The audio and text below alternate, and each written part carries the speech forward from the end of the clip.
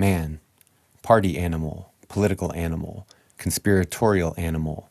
Here we arrive at Christmas, of which its season and celebrations are perhaps the most clear result of the myth or hallucination of history. Sedimentary layers of archaic and modern conspiracy that become normal in real time, yet invisible as to be apparent within the fabric of a culture's existence. Hang the lights, trim the trees, conduct the rituals. You can't have culture without cult, and cult is a set of connections via shared feelings and interpretations or sensations of beings taken quite literally and acted upon. I say history is mythical here, since it arrives like all myth, the gods themselves, outside of oneself, so the questions of, is it real or did it really happen, become secondary and irrelevant to the inevitable and ultimate consequences drawn. Similar to how one might entertain or try to understand someone else's views and values, the least interesting, least relevant question to ask is this true? Like appearance or perception in its hallucination or projection, one takes it as true to even begin to think and act. And the question is instead, how is this true? What is truth in its conspiracy or methods of arriving there does not rank on these scales. Myth is everywhere and timeless. Reverse engineering is the only way in for the animal who can only project, of which we can say, man's personality and projections, joy and fear, all of it steeped in desire, have always clashed within himself and outside with others, intentionally, unintentionally, because conspiracy doesn't happen alone. Its very nature is relational. One doesn't have to even understand conspiracies to be wrapped up in them, and the same could be said of hallucinations. Set out milk and cookies, place the Christmas gifts under the tree, listen to the cat scratch the scratching post. Family is another myth, and also it has its own conspiracies from cradle to the grave and beyond. There's good reasons we moderns would eschew politics conspiracy, especially at the holiday dinner table, but the pagans discern many gods of the home for nothing ever left. It's all there, ready to get out or in, but there's no controlling or pretending like these spirits are not present. Repression itself is its own need, has its own consequences. Please do discuss contentious everythings at the table and enjoy yourselves, but remember, it's always a matter of argument until someone attempts to put an end to it. How do you now insist on the right to be right, or moral? Between the felt necessities or instincts of man and his own desired self-perception, that is, how he wants to see himself, it's clear that the man who projects indeed wants himself to be seen in very particular light by others, as if he means something, as if he matters, and communicates to be understood. It is most sagely and saintly.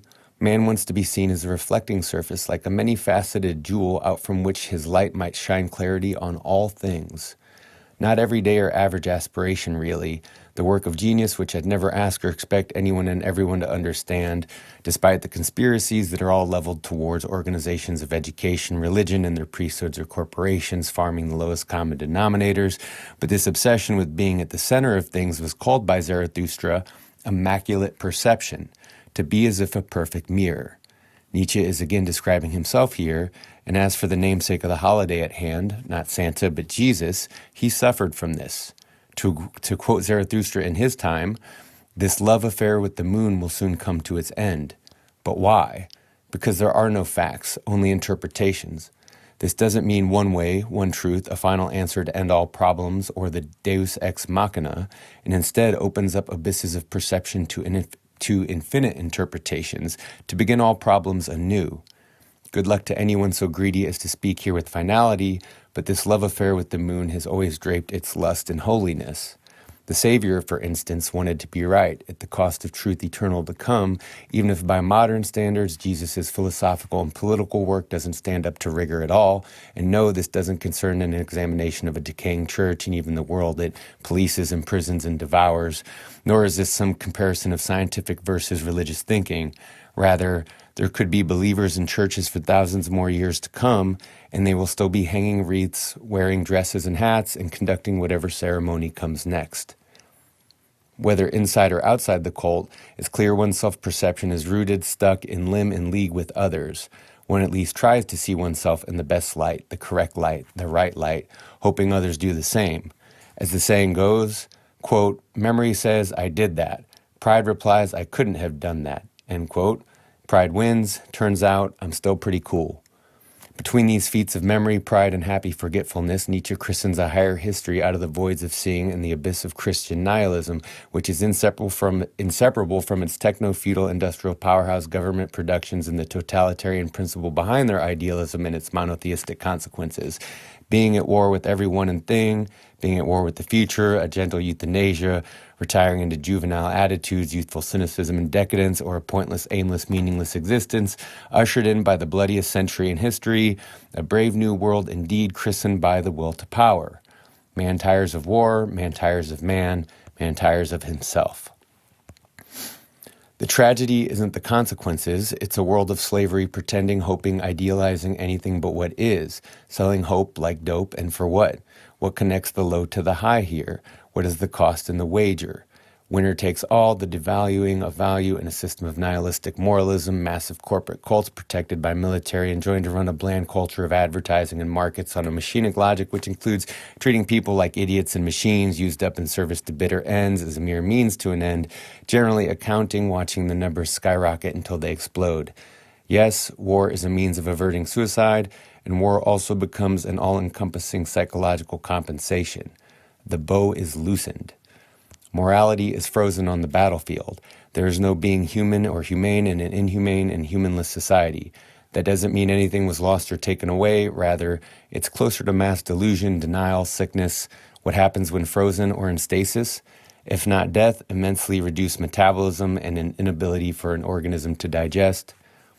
Frozen, neotness for being so old, perhaps an ideal state for man as a historic beast with or without a soul, which is a primordial animal lost to the void of a perpetual now, a perfect inhabitant of an anti-intellectual, post-literate, post-truth culture, those who lost their high hopes and inner hero. Man then liberated from history, what he was and is and could hope to be, blown apart somewhere near World War I and World War II.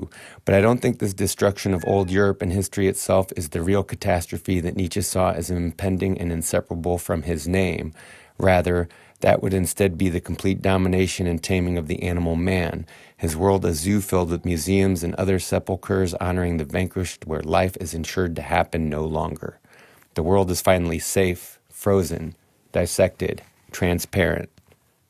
This is man robbed of his political being, and conspiracies, or organizing for power, is illegal wherever you go, not limited to the Western world, mind you. Individualism in the manners of saviors and heroes mythology and its noble lie provide the perfect cover for something much more insidious than mere egomania, something much darker that slouched this way to be born. No, not the end of man or his world. That would probably be more ideal to those who need idealism. This isn't a critique of individualism. Rather, people are totally free, disconnected, unmoored, and encouraged to be individuals precisely because the individual no longer has a bearing or meaning on history or to mankind. No one is indispensable, the seat supposedly matters rather than who is in it, and people should not take themselves seriously or as important. I don't mean serious as in without humor, I mean instead valuing oneself. Perhaps we can call it the luxury of self-belief. Worth noting, if legacy and lineage or heredity mean nothing, then man can mean nothing because heredity or relations are what man is, in one of few ways somebody finds out who they really are, by way of encountering others. The apocalypse is not on the horizon. It came and went. This is the post-eschatological world Zarathustra descends to. It's been very busy since he climbed his mountain. He arrives in an alien yet familiar land, its collapse being total, not just internal, but environmental. Despite so many things and peoples being shaken apart everywhere, the meaning and value of things are so apparent to the inhabitants you'd have to be an idiot or a fool to bother asking or contesting. Yet for so much simple clarity and a nihilistic self-obsessed purview, the irony is neither enervating nor energizing, rather it is flat, not even sadly funny. Make us into this last man, Zarathustra, cries the marketplace, the home of the herd. 2,000 years later, and the crowd again cries, Barabbas, give us Barabbas. The tragedy complete as it begins, well before it ends. That is, these last men watch their cultures, identities, nations, states, ways of life dissolve or erupt, devolve into slavery, and at best, they can make themselves the butt of their joke, at Zarathustra's expense, mind you. So it is to attempt to put someone aside. To everybody, a noble one standeth in the way. Laughter is sacred, but the truth is that of understanding. You get the joke rather than merely guffawing or parroting it back. Man is moldable, disposable, not indispensable, yet interchangeable object is hilarious. It doesn't leave you trembling or full of resentment and contempt, and in its release, the most deadly oppositions of life come to the foreground, enframed in their utmost suffering, broken up in spasm of conscious mockery. Tending to it, rather than, say, kicking a dead dog, are not the same thing. Rather than assuming everything is so familiar, in line with his teachings of both what to learn and unlearn, Zarathustra instead sees everything as in the air, frozen there, verily, open to a flood of terrible monsters and abysses, and where is seeing, not seeing, abysses. In Human All Too Human, one of the most profound works of psychology ever penned, Nietzsche states this new world came about as a total estrangement from an older mythological world. As Nietzsche reviews this work in his autobiography Ecce Homo, he doesn't say Christianity and idealism is gone or disappearing. He even notes Christianity and its idealism are not refuted. Rather, it's on ice. It is freezing. Everyone bundles up for the cold. Christmas is still celebrated. With the depths of winter fast approaching, the political animal Zarathustra seeks his people, his polis, his conspiracy. He involves himself in everything that nobody else will. Quote, I pick up what falls from the tables of your repast, end quote. And as a satire of man, he walks among men as among animals. This isn't the kind of cynicism and world weariness you can hear and smell in the sermons and characters in the story, which is a sketch and story of modern or postmodern man, the gray-haired youth described in Untimely Meditations, wrapped up tight with the spider and the mesh of the world net. Zarathustra is instead sincerely moved to the point of utmost and furthest concern with man and his future. He makes it a point to give all he can, even though he technically obtains nothing from it except death, and in the most profound human psychologist to exist, in his deep isolation, he knows this is his fate and he can hope for nothing else. Who could laugh in such a serious situation? An old parable states, this world has always been said to be on fire. Illustrated in the story of Zarathustra, the tightrope walker was already on his way, a dangerous crossing, a rope over the abyss, a punny take on Aristotle. But it was really the buffoon who begins the race, after which history itself dies en route. And it's only by Zarathustra's association with this dying tightrope walker that, as the fool returns to warn him, was his saving grace, his relationship to the dead dog. History is not just a beloved or spiteful projection. It's far more powerful. A dangerous looking back, as Zarathustra calls it. Looking forward, where the future sneaks up from behind, is looking into the rear view. This is not looking at the past, but instead a glimpse of what is to come. It seems improbable that anyone would or could write a profound historically referential text to consciously compete with the Bible as work of literature that informs a people's experience and therefore identity.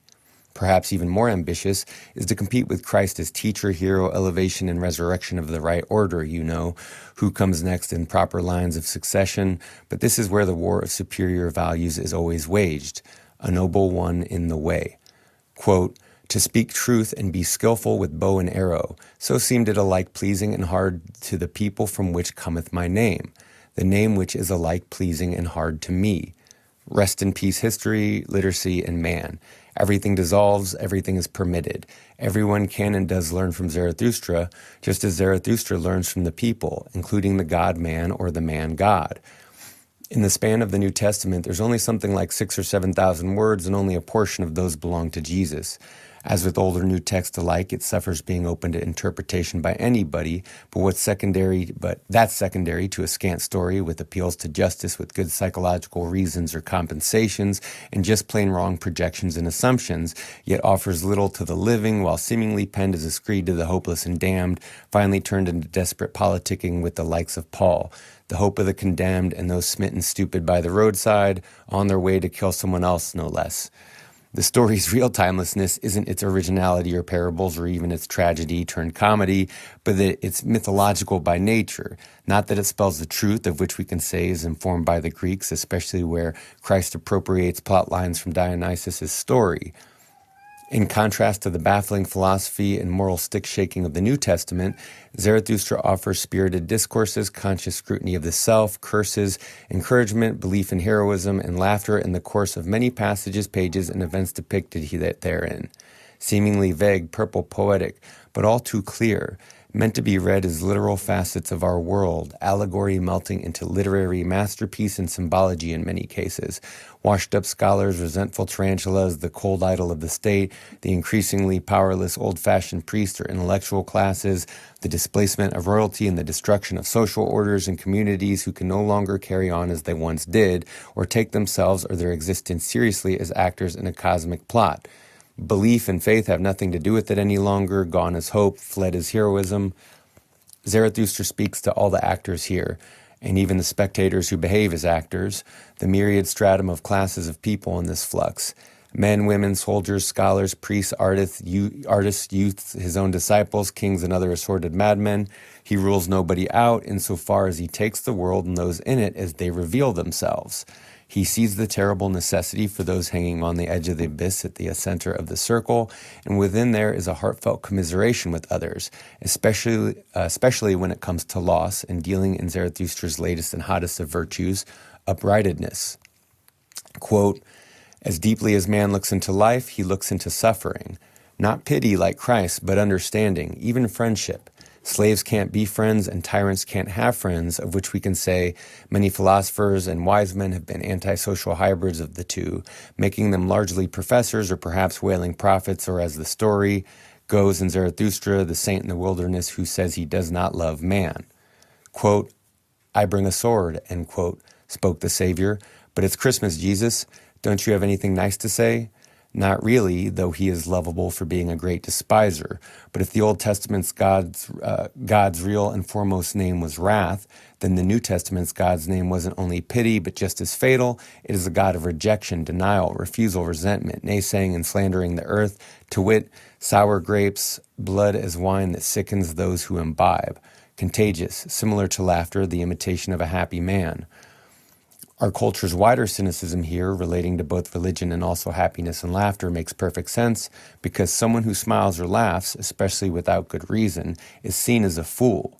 Another way to say it is, a fool is someone who is not properly afraid, and yes, qualify afraid how you or they will. It's found in moral education, what is appropriate to desire or not desire, so on and so forth. Splitting from this past, yet keeping its main through lines, Zarathustra writes a new font of wisdom and folly. Whether this finds you today or tomorrow or 100 or 1,000 years in the future, I'm curious as to the development of those who seek and find and interpret these texts. Art is a people, family is a people is what they are, and a people want to be what they are. Anything else veers into mass programming operations, domestication, factory farming, really, instructions for the supernumerary and condemned. Nietzsche feared becoming seen as a holy man and wrote he'd rather be seen as a clown, which is something hilarious to record for posterity or the ages. As it is, people are both too dumb and too intelligent to be concerned with any of this, which is mythical, yet tangible, real. Self-perception must be rooted in how we are to be seen by others, and relations speak to familial bonds, necessities, desires, drives for both immortality and power, being that such things are impossible without a lineage, a succession, a family. Nietzsche criticizes the marriages of Christianity and poses the question, and how many of you actually deserve to have a child? Laugh not at such marriages. What child hath not had reason to weep over its parents? Speaking broadly, the Heavenly Father and His Son are no different. A world story drama of resentment, rejection, teeth gnashing, backstabbing, frozen in nihilism. Once limited to the Kierkegaards, the French, Nietzsche before them and others, the hushed and underground concerns of existentialism, nihilism, even psychology are deluged through the streets, the news of the airwaves. Eventually, what was once unacceptable thinking and acting, conspiracy, is now socially acceptable mannerisms, habits, ways of seeing, and ways of life. Materialism and greed hiding behind the spiritual. Everyone generally wants more than they have and takes more than they give, and if they have more, it's because God sanctioned it so. In other words, even entitlement is mythological, and they want to be paid besides. Quoting Zarathustra, they crucify the whole human future. Regardless, Zarathustra also welcomes the new breeds, which is to say the old breeds, to come out of hiding. Rather, he says there will be nowhere to hide. You can suppose he means there's no hiding from the excessive self-consciousness now opened up in the individual, let alone the collective psyche. There's no escaping the vibrating webs of the world spider's net, the wills of others, and others more still. Thrash against the movement, but the silk holds fast. On a related thread, in his essay Self-Reliance, Ralph Waldo Emerson expresses the following, which is shortened for our purposes here. Quote, "This one fact the world hates, that the soul becomes, for that forever degrades the past, turns all riches to poverty, all reputation to shame, confounds the saint with the rogue, shoves Jesus and Judas equally aside." We fancy it rhetoric when we speak of eminent virtue. We do not yet see that virtue is height and that a man or a company of men, plastic and permeable to principles, by the law and nature must overpower and ride all cities, nations, kings, rich men's poets who are not. Nietzsche, considering belief in morality of the past, said that much was thought evil that was actually quite mild, as if to say you haven't seen real evil yet. The devil, even in all his trickery, isn't scary anymore. Terrorists and insane people and military police forces and nuclear bombs and sophisticated forms of slavery and total control, monitoring and domination of the mind and body are far scarier than the Prince of Darkness. And if God, Jesus, Satan, and all men and heroes since are no longer sufficient to move, uplift, inspire, guide, and encourage man, who then is left? What great noble spirit shall carry on consciously what man once followed blindly? To inflict oneself on others is, in one way or another, is not necessarily a bad thing. Nietzsche had the answers once more.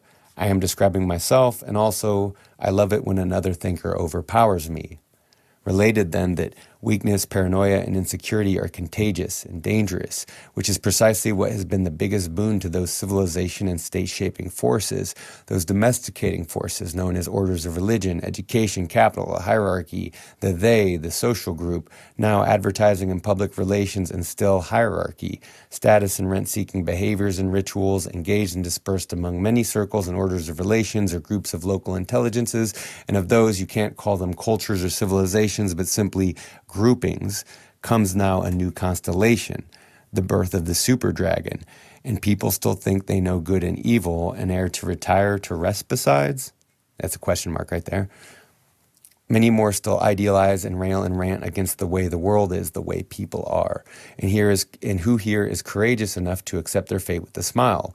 And if there's nothing to hope for, does this make all smiles and laughter foolish then?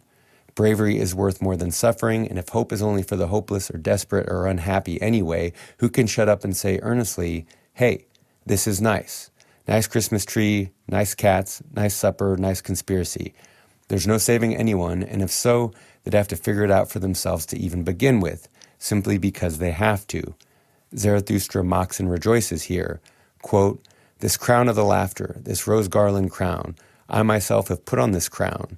I myself have consecrated my laughter. No one else have I found today potent enough for this." End quote. What follows is fatality, destiny, the truth of no mere buffoon, but a grand fool, and framed above in naming the consecration of his laughter. Zarathustra proclaims, quote, "Thus will I die myself, that ye friends may love the earth more for my sake, and earth will I again become, to have rest in her that bore me. Verily, a goal had Zarathustra. He threw his ball. Now be ye friends of the air. Now be ye friends and heirs of my goal. To you I throw the golden ball. Best of all, do I see you, my friends, throw the golden ball. Merry Christmas, Happy New Year, and happy be whatever it is you celebrate. Cheers.